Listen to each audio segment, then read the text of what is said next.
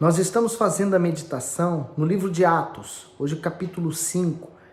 E só lembrando, o que nós lemos no capítulo 4 foi a respeito daquelas pessoas que se ajuntavam a esse trabalho que começou a igreja primitiva. Então as pessoas se desfaziam dos seus bens e elas davam aos apóstolos e eles geriam para que todos tivessem de igual modo uma mesma qualidade de vida. Vamos ver o que aconteceu agora no capítulo 5. Vamos pedir a direção de Deus. Ó Senhor Jesus, venha nos dirigir e nos dar a tua orientação. Ilumina o nosso entendimento. Em nome de Jesus. Amém. Diz o 1. Mas um certo homem chamado Ananias, com Safira, sua mulher, vendeu uma propriedade e reteve parte do preço, sabendo também sua mulher. E levando uma parte, a depositou aos pés dos apóstolos. Disse então Pedro, Ananias, por que encheu Satanás o teu coração para que mentisse ao Espírito Santo e retivesse parte do preço da herdade? Veja que situação que ele se meteu, Esse homem, Ananias e a sua mulher. Ninguém pediu ou exigiu que eles fizessem isso, vendesse o que eles tinham para poder dar aos apóstolos. Mas por alguma razão, ele resolveu não entregar tudo, mas entregar apenas uma parte e reter o restante. Mas eles com certeza haviam feito um voto para com Deus e eles não cumpriram. E Deus dá aos seus servos discernimento. Por isso que Pedro veio até ele falando isso, Mas por que você deixou Satanás encher o seu coração? Vamos ver se ele se arrependeu. No 4. Guardando-a, não ficava para ti? E vendida, não estava em teu poder? Por que formaste este desígnio em teu coração? Não mentiste aos homens, mas a Deus. E Ananias, ouvindo estas palavras, caiu e expirou. Ele morreu, E um grande temor veio sobre todos os que isto ouviram. Então, o motivo da venda e dele ter guardado aquela parte foi o motivo da morte dele, Ganância. Por algum motivo ele ainda não acreditou 100% naquilo ali. Ele não sabia se de fato iria dar certo. Então ele ficou meio desconfiado. Ninguém que não se dê 100% a algo, ninguém que não creia em algo, ele vai se dar 100%. Por exemplo, hoje você está ouvindo falar do Evangelho de Cristo. Se você não se entregar a essa verdade 100%, você não vai confiar de todo o seu coração. Você vai entregar parte de você para Deus. E Deus não quer parte de você, Deus quer você 100%. Deus quer poder mudar a sua vida por completo. Ele não quer só transformar uma área da sua vida. Ele quer transformar toda a sua vida. E para que isso venha acontecer, ele precisa ter acesso primeiro ao seu coração. Aí, olha só o que aconteceu. Ele morreu. E no 6, e levantando-se os moços, cobriram o morto, e transportando para fora o sepultaram. E passando um espaço de quase 3 horas, entrou também sua mulher, não sabendo o que havia acontecido. E disse-lhe Pedro, diz-me, vendeste, portanto, aquela herdade? E ela disse, sim, portanto. Então Pedro lhe disse, por que é que entre vós vos concertastes para tentar o Espírito do Senhor? Eis aí a porta os pés dos que sepultaram teu marido, e também te levarão a ti. Quer dizer, ela teve uma oportunidade ali, de reconhecer que estava errado o que eles estavam fazendo. Mas ela decidiu encobrir o erro do marido e continuar naquela mentira. No 10. E logo caiu aos seus pés e expirou. E entrando os moços, acharam-na morta, e levando-a para fora, a sepultaram junto do seu marido. E houve um grande temor em toda a igreja, e em todos os que ouviram estas coisas. Tudo isso não era preciso, mas Deus permitiu que isso acontecesse para que as pessoas pudessem andar no temor. O temor, ele nos faz manter a nossa salvação.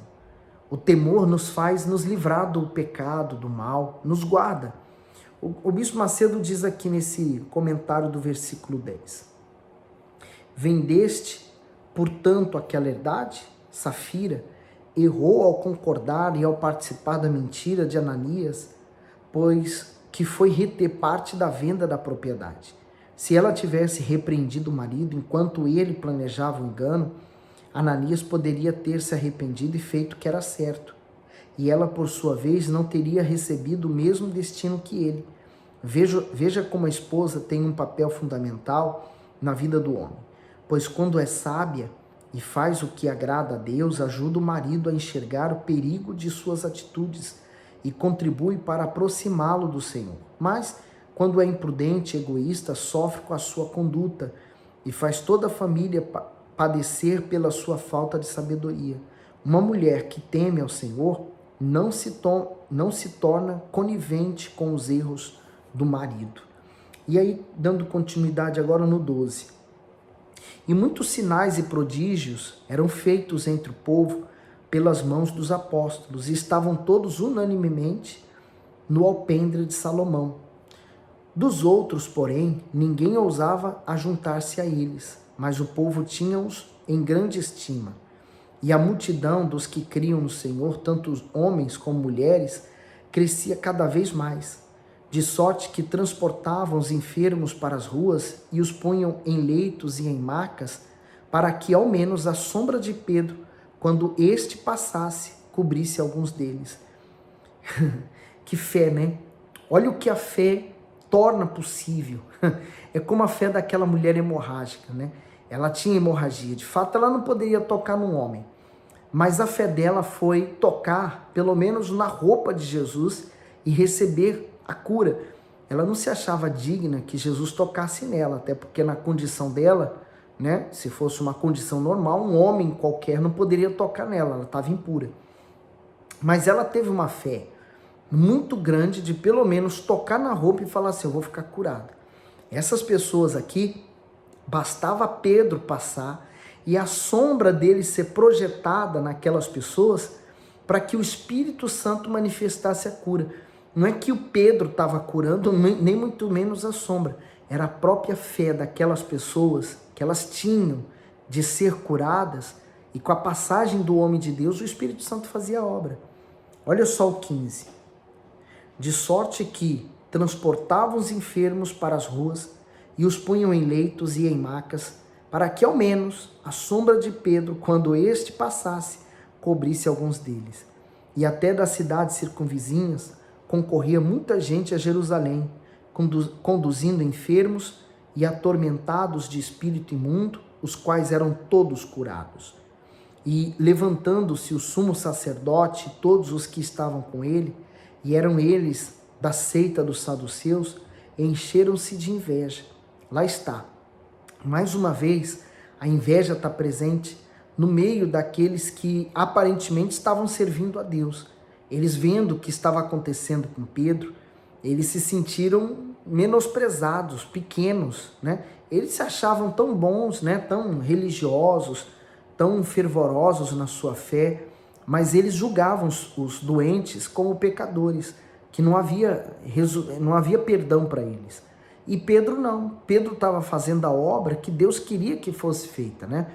Então Pedro não julgou o doente falando, é um pecador. Não, ele curava. E aquela pessoa ficava boa, então deixava de ter pecados para aqueles religiosos. Quando ele diz seita, é porque ele quer dizer uma classe de fiéis dos judeus. Eles se dividiram muito com as suas crenças, né? No 18. E lançaram mão dos apóstolos e o puseram na prisão pública. Mas de noite, um anjo do Senhor abriu as portas da prisão e, tirando-os para fora, disse, ide e apresentai-vos no templo e dizei ao povo todas as palavras desta vida. Sabe o que isso quer dizer? Que nos mostra também que ninguém pode impedir as palavras do Senhor Jesus de chegar a ninguém. Não existe, né, muros de separações para que o evangelho se desenvolva. Pelo contrário, ninguém pode impedir essa obra. Deus mandou um anjo lá na cadeia para soltar os servos dele e continuar falando. Olha o 21. E ouvindo eles isto, entraram de manhã cedo no templo e ensinavam. Chegando, porém, o sumo sacerdote e os que estavam com ele convocaram o conselho e a todos os anciãos dos filhos de Israel e enviaram ao cárcere para que de lá os trouxessem. Mas tendo lá ido, os servidores não os acharam na prisão e voltaram, lhe anunciaram, dizendo: achamos realmente o cárcere fechado, com toda a segurança, e os guardas que estavam fora diante das portas. Mas quando abrimos, ninguém achamos dentro. Ninguém viu eles saindo. E eles estavam lá pregando já de novo, né? Ai, meu Deus, é muito forte. No 24, então o sumo sacerdote, o capitão do templo e os chefes dos sacerdotes, ouvindo essas palavras, estavam perplexos acerca deles e de que viria a ser aquilo. Mais uma prova para aqueles religiosos que Jesus Cristo é o Senhor. Mais uma prova, mais uma evidência. Mas eles custavam entender isso. Aliás, não é que custavam, né? Vou falar melhor. Eles eram incrédulos mesmo. Eles não queriam perder a posição deles, né? No 25. E chegando anunciou-lhe dizendo: eis que os homens que encerraste na prisão estão em pé no templo e ensinam o povo. Então foi o capitão com os servidores e os trouxe, não com violência, porque temiam ser apedrejados pelo povo. Lá está, né? A aparência, né? Eles formavam aquela falsa aparência que estava tudo bem, né? Fingiam diante do povo para não ficarem mal com o povo. Assim as pessoas, né? Uma fé fingida, a pessoa que chega diante de Deus, parece ser uma coisa que não é. No 27, e trazendo-os, os apresentaram ao conselho, e o sumo sacerdote os interrogou, dizendo: não vos admoestamos nós expressamente que não ensinassem nesse nome? E eis que enchestes Jerusalém dessa vossa doutrina, e quereis lançar sobre vós o sangue deste homem? Porém, respondendo Pedro e os apóstolos, disseram: mais importa obedecer a Deus do que aos homens. O bispo Macedo diz assim, nesse comentário do 29, obedecer a Deus ou aos homens. Essa é uma escolha que todos nós temos que fazer, afinal, não existe outro jeito, ou agradamos a Deus ou aos homens. Quem decide obedecer à vontade divina precisa ter coragem, não apenas para renunciar ao pecado e às próprias vontades, mas também para pagar o preço das perseguições e do desprezo que surgem, muitas vezes na própria família. Dessa forma, toda pessoa deveria se perguntar: a minha vida tem agradado a Deus? Realmente? Ou tenho vivido de acordo com as minhas conveniências a fim de agradar os outros? A autoavaliação é importante para cada um saber sua condição espiritual diante do Senhor. Então, quer dizer, eles estavam convictos do que o que eles estavam fazendo vinha da vontade de Deus. E de fato eles estavam fazendo a vontade de Deus. Já que a vontade daqueles homens, né, a prisão deles, impedir que eles falassem do nome do Senhor Jesus, era gerado pelo fruto da inveja que eles tinham deles. Aí no 30, o Deus de nossos pais ressuscitou a Jesus, ao qual vós matastes, suspendendo-o no madeiro. Deus, com a sua destra, o elevou a príncipe e salvador para dar a Israel arrependimento e a remissão dos pecados. E nós somos testemunhas acerca destas palavras.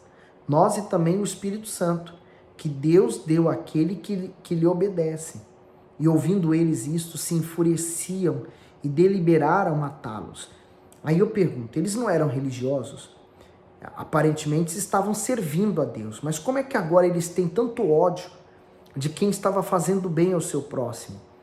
Eles deveriam se juntar aos apóstolos, aos discípulos e fazer também essas obras, né? Entender, mas não. Para você entender que a religiosidade cega completamente uma pessoa, impede ela de ver a verdade, a realidade. Você é capaz de pegar uma Bíblia e mostrar para um religioso e apontar o dedo para ela e mostrar algo na Bíblia e ela falar assim: não, mas isso aí é uma mentira. Isso aí foi reescrito por alguém que quer o meu mal. Ela não consegue acreditar, se firmar na verdade. No 34. Mas levantando-se no conselho um certo fariseu chamado Gamaliel, doutor da lei, venerado por todo o povo, mandou que por um pouco levasse para fora os apóstolos. E disse-lhes: homens israelitas, acautelai-vos a respeito do que haveis de fazer a esses homens. Porque antes desses dias levantou-se Teudas, dizendo ser alguém. A este se ajuntou o número de uns 400 homens, o qual foi morto, e todos os que lhe deram ouvidos foram dispersos e reduzidos a nada. Depois deste, levantou-se Judas, o galileu, nos dias do alistamento, e levou muito povo após si, mas também este pereceu, e todos os que lhe deram ouvidos foram dispersos. Ele está falando por quê? O que acontece? Eles estavam à espera do Messias, então a ansiedade era grande. Então havia muita gente que se dizia o Cristo, então se juntava com pessoas para tentar tomar Jerusalém, tirar o poder de Roma e tomar o lugar desses sacerdotes. Então era uma guerra constante em Jerusalém, era uma guerra porque surgia Cristo a todos os lados. Quando o Senhor Jesus veio, então ficou meio que abafado a história dele, porque todos achavam assim, é mais um Cristo. Só que o Senhor Jesus veio diferente dos outros. Enquanto os outros estavam lutando para ter um trono físico, né, e reinar sobre Israel, o Senhor Jesus dispensou esse trono e falou assim: meu reino não é daqui. Ele quer estabelecer o reino dentro das pessoas. Então, ele não foi aceito. Esses homens aqui, muitos deles foram aceitos, mas morreram. Outros se desfizeram, esses grupos foram desfazendo. Vinham surgindo outras pessoas. Aí esse homem Gamaliel, olha o que ele diz aqui agora no 38. E agora digo-vos, dais de mão a este homem e deixai-os, porque se este conselho ou esta obra é de homens, se desfará. Mas se é de Deus, não podereis desfazê-la, para que não aconteça serdes também achados combatendo contra Deus. É muito forte. Quer dizer, olha, não vamos lutar contra eles, mas vamos esperar. Porque se eles são de Deus, não vai adiantar. Se nós lutarmos contra ele, vamos estar lutando contra Deus. Por isso que quem mexe com o ungido de Deus está mexendo com Deus. Por isso que você deve lutar, ser de Deus. Inimigos, pessoas que vão ter inveja de você, que vão querer o seu mal, vai surgir de monte, a vida inteira. Mas quando você é nascido de Deus, você não tem que se preocupar. Tudo que você precisa fazer é guardar a sua fé. O Bispo Macedo diz assim: se esta obra é de homem, se desfará. Gamaliel, um grande mestre da lei, teve a sabedoria de alertar ao Sinédrio quanto à origem do trabalho dos apóstolos. Se a obra deles fosse humana, passaria e se dispersaria. Mas se fosse divina, subsistiria e ninguém poderia prevalecer contra ela. As palavras de Gamaliel aplacaram a fúria dos saduceus e acalmaram os membros do Sinédrio, que queriam a morte dos apóstolos. Em todas as épocas, a obra de Deus sempre enfrentou dificuldades, lutas, olhares críticos, desconfiados, mas ela resiste ao tempo, cresce e se fortalece a cada nova perseguição. Da mesma forma, aqueles que são de Deus permanecem, vencendo todas as adversidades e ultrapassando as barreiras que tentam fazê-lo desistir. Por isso, antes de você lutar contra alguém, pense bem se essa pessoa dobra os joelhos para falar com Deus. No 40, e concordaram com ele, e chamando os apóstolos e tendo-os açoitado, mandaram que não falassem no nome de Jesus e os deixaram ir. Retiraram-se, pois, da presença do conselho, regozijando-se de terem sido julgados dignos de padecer afronta pelo seu nome. E todos os dias no templo e nas casas não cessavam de ensinar e de anunciar a Jesus Cristo. Quer dizer, eles estavam tão felizes que eles falaram assim: olha, nós fomos dignos de padecer afronta pelo nome do Senhor Jesus.